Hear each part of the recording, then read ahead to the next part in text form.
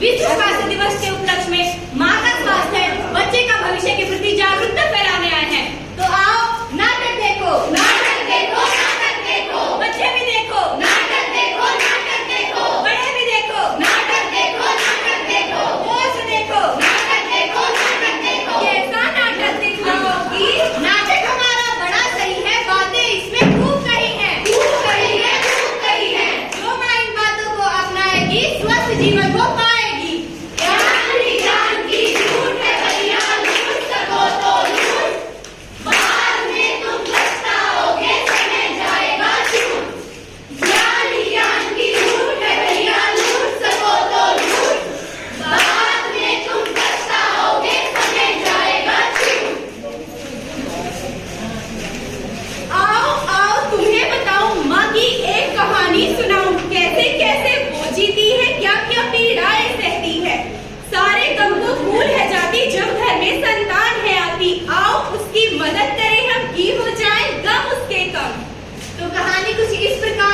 गर्भ में आई संतान है। अरे भाभी, भाभी तो उल्टी कर रही है, मन ही मन वो डर भी रही है। घर में बच्चा आएगा, बुआ मुझे बुलाएगा। अरे बच्चा आएगा, बुआ इन्हें बुलाएगा। अभी सबको बताती हूँ, खुशखबरी फैलाती हूँ। अरे बच्चा आएगा, बुआ इन्हें बुलाएगा। तो दोस्तों, गर्भ में संतान आ तो गई है, आइए देखिए जिम्मेदारियां कैसे निभाई है।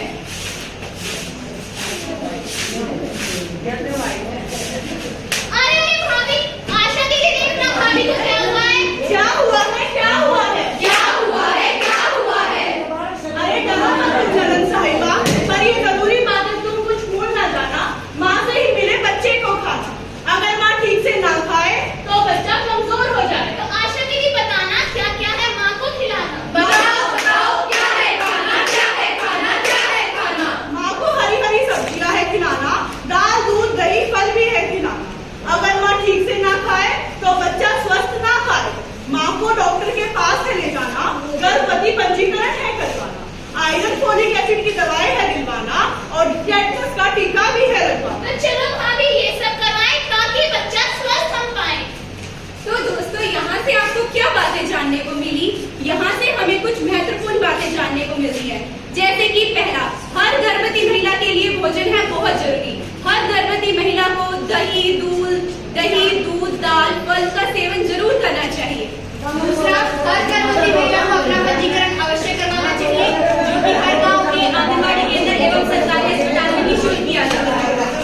तीसरा, जो कि बहुत जरूरी है, हर गर्भवती महिला को आयरन फोलिक एसिड तथा कैल्शियम की दवाइयाँ जरूर लेनी चाहिए। और क्या आपको पता है ये सारी दवाइयाँ सरकारी अस्पताल में बिल्कुल मुफ्त में दी जाती है। इसी के साथ साथ हर गर्भवती महिला को गर्भावस्था के दौरान टेटनस की 2 डोज जरूर लगवानी चाहिए, जो कि गांव के आंगनबाड़ी केंद्र एवं सरकारी अस्पताल में मुफ्त में लगाई जाती है। साथ ही साथ गर्भावस्था के दौरान महिला को 4 बार अपनी जांच जरूर करवानी चाहिए, जो कि 12वें हफ्ते, 20वें हफ्ते, 28वें हफ्ते और 36वें हफ्ते पर अस्पताल में की जाती है। इन जांचों से हमें जन्म से जुड़ी हुई सारी बीमारियों से अवगत करवाया जाता है।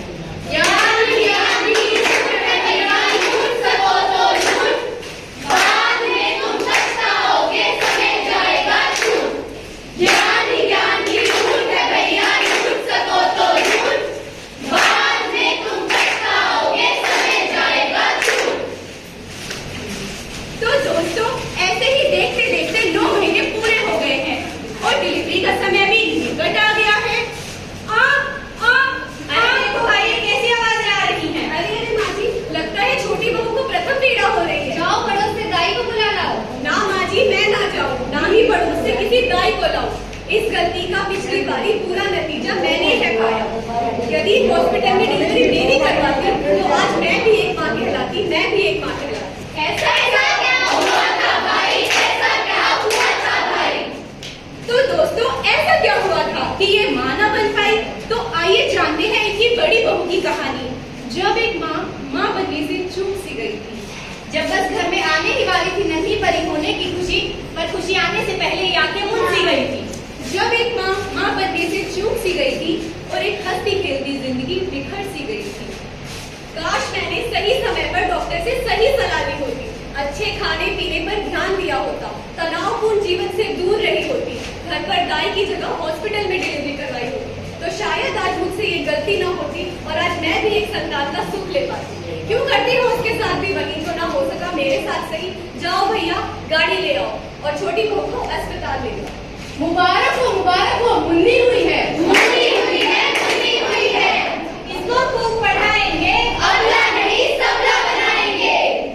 तो दोस्तों यहाँ से हमें क्या जानने को मिला कि हर गर्भवती महिला को अपनी डिलीवरी अस्पताल में ही करवानी चाहिए। दूसरा, सरकारी अस्पताल में डिलीवरी करवाने पर महिला को 5,000 रुपए मुफ्त में मिलते हैं।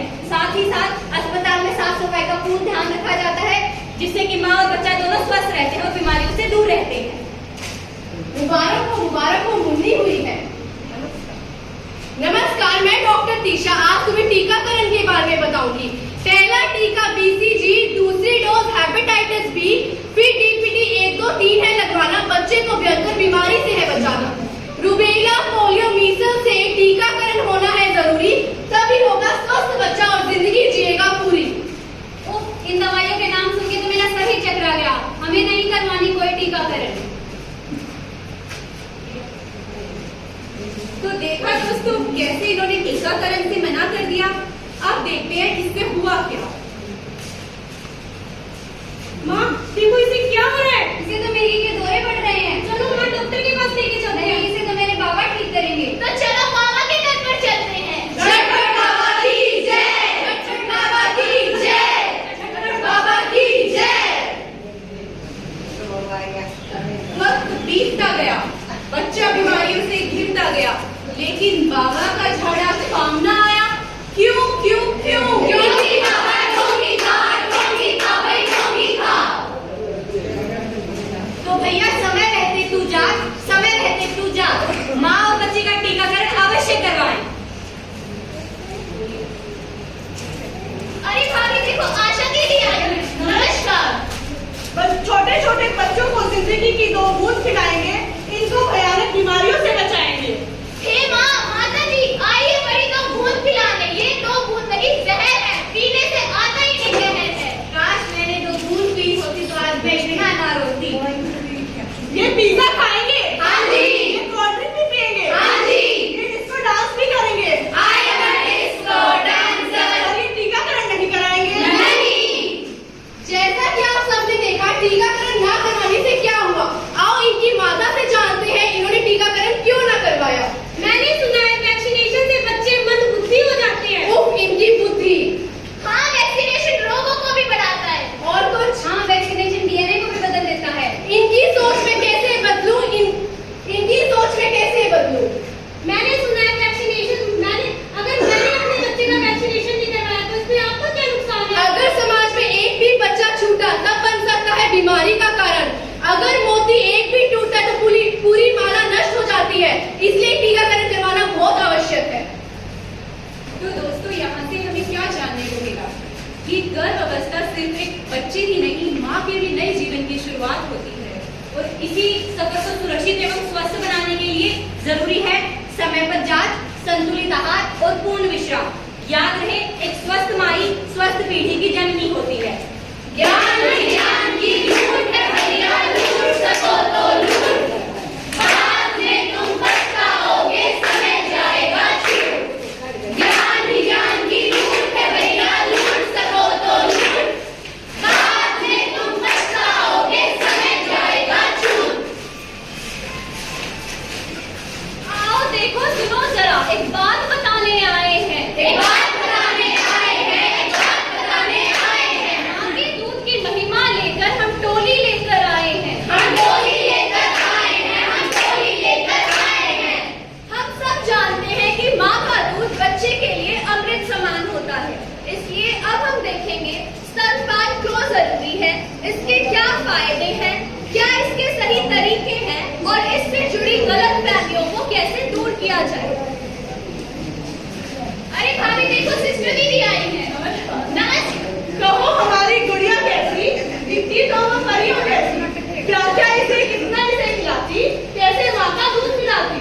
मेरा दूध न गुड़िया पीती, दिन रात बोतल में रहती, गाय का दूध है इसे पिलाते, घर वाले सब लाड लड़ाते। बात कही तुमने ना सुनी, माँ के लिए बच्चे के लिए दूध है कितना कमी, बच्चे को ये ताकत देता, बीमारियों को ये दूर भगाता। कोशिश मैंने बड़ी करी थी, दिन रात दर्द में पड़ी थी।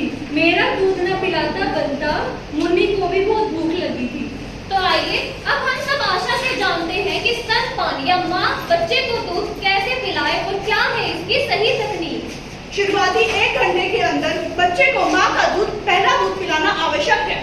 बच्चे को तुम सहारा देना, सिर और शरीर को एक सीध में रखना, सिर ऊंचा हो और पेट से पेट सटा हो। बच्चे का मुंह पूरा खोलकर माँ का निप्पल के साथ एरियोला वाला हिस्सा भी बच्चे के मुंह में आना चाहिए। और हर 2-3 घंटों में बच्चे का स्तनपान है जरूरी। माँ को बच्चे को अपने दूध के सिवा कोई भी ऊपरी आहार तथा बोतल का दूध नहीं पिलाना चाहिए। बच्चे के लिए माँ का दूध सबसे अच्छा है। इस बात को भूल न जाना, माँ से मिले बच्चे को खाना। जो माँ खाना ठीक न खाए तो वह बच्चा कमजोर ही पाए। तो सिस्टर दीदी बताना क्या क्या है माँ को खिलाना, क्या है खाओ, क्या है खाना, क्या है खाना, क्या है खाना। माँ को हरी सब्जियाँ, फल फ्रूट है खिलाना, दाल दूध दही दलिया है पिलाना। अगर माँ हमसे ना खाए तो बच्चा स्वस्थ ना पाए। दादी पूरी आपने बताई, पूरी समझ है मुझको आई। अपना दूध मत पिलाओ मुन्नी को, बीमारियों से इसे बचाओ। तो देखा आपने स्तनपान का सही तरीका जो हर माँ को अपनाना चाहिए। इसलिए अब गलत धारणाएं त्याग दो, सही मार्ग को अपनाओ। स्तनपान का सही तरीका हर माँ को सिखाओ। ज्ञान की लूट है भैया, लूट सको तो लूट, बाद में तुम पछताओगे, समय जाएगा छूट। ज्ञान की लूट है भैया, लूट सको तो लूट, बाद में तुम पछताओगे, समय जाएगा छूट। तो आइए अब हम जानते हैं कि किस तरह आशा लोगों की बाकी रूढ़ी वाली धारणाओं को भी दूर करती है और उन्हें सही मार्ग दिखाती है। बच्चे को शहद चटा देते हैं। अरे अम्मा, ये तुम क्या कह रही हो? शुरुआती 1 घंटे के अंदर बच्चे के पैदा होने में बच्चे को सिर्फ माँ का दूध देना चाहिए। कोई भी ऊपरी आहार बच्चे को नहीं देना चाहिए। अरे तुम क्या जानो बच्चे को कैसे पालते हैं? बच्चे को शहद चटाने से उसका स्वर मीठा होता है। अरे अम्मा, ये सब पुरानी बातें हैं। विज्ञान ने साबित कर दिया है कि माँ का पहला गाढ़ा दूध शिशु के लिए उपयोगी है। केवल माँ का दूध भी बच्चा पचा पाता है। ऊपरी आहार जैसे शहद, गाय का दूध बच्चा नहीं पचा पाता।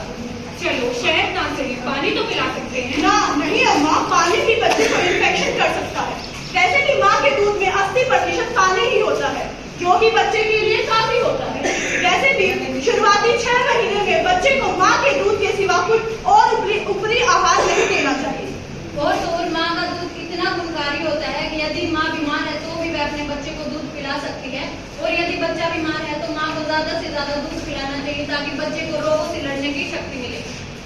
तो देखा आप लोगों ने, इसलिए 6 महीने तक केवल माँ का दूध, ना पानी, ना घुट्टी, ना कुछ और। शिशु को माँ का दूध पिलाएं और उसके स्वास्थ्य को उत्तम बनाएं। अब हम देखेंगे क्या है एक माँ की उसके घर में दशा। अजी सुनती हो, जरा चाय तो लाना। अजी लाती हूँ। कब से चाय बन रहा हूँ, कब आओगी? जी मुन्ना रो रहा है। जब देखो मुन्ने को दूध पिलाती रहती हो, उसी के पास रहती हो। तुम्हें मेरी फिक्र भी है या नहीं? जाओ खाना लेके आओ। लाती हूँ। देखो देखो क्या हो रहा है, क्या हो रहा है, क्या हो रहा है। पत्नी का वो साथ न दे, बच्चे पे वो ध्यान न दे। चलो निभाए जिम्मेदारी ताकि पति न हो पत्नी पे भारी। बच्चे को जब दूध मिलेगा तभी वो स्वस्थ रहेगा। वादा रहा, साथ निभाऊंगा तुम्हारा, जिम्मेदारी निभाऊंगा सदा। बनूंगा अच्छा पिता और जिम्मेदारी निभाऊंगा सदा। तो देखा आपने क्या है एक पति का महत्व बच्चे के स्वास्थ्य में। अब हम देखेंगे एक आम समस्या, दूध की पीड़ा, एक माँ की वेदना। अम्मा पता नहीं, आज सुबह से मेरे सीने में बहुत दर्द हो रहा है, सूजन भी लग रही है और मुन्नी को भी दूध नहीं पिला पा रही हूँ। अरे क्या नौटंकी है, ये सब होता ही है, सब सहन करना पड़ता है। नीम का लेप लगाओ, ठीक हो जाएगा। नमस्ते अम्मा, कैसी हो नीना? ठीक हूँ दीदी। ठीक लग तो नहीं रही हो। दीदी क्या बताऊँ, सुबह से सीने में बहुत दर्द हो रहा है, सूजन भी लग रही है।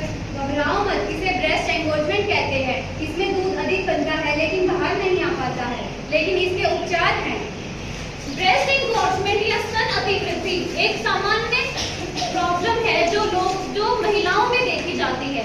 बच्चे के जन्म के पश्चात यदि मां समय पर स्तनपान ना करवाए, सही तकनीक का उपयोग करके स्तनपान ना करवाए या फिर मां के अंदर बच्चे की जरूरत के हिसाब से ज्यादा दूध बने तो महिलाओं में ये समस्या देखी जाती है।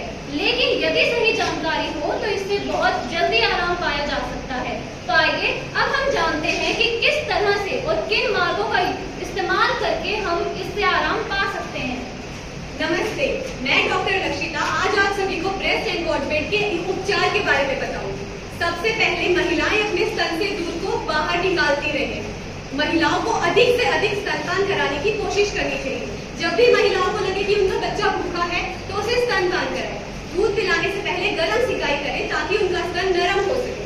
दूध पिलाने के बाद यदि असहज महसूस हो तो ठंडी सिकाई करें। सुनिश्चित करें कि उनका बच्चा सही तरीके से दूध पी रहा है। दर्द और सूजन को कम करने के लिए आइबुप्रोफेन की दवाई। तो बताओ सखियों, क्या हर माँ को ये जानकर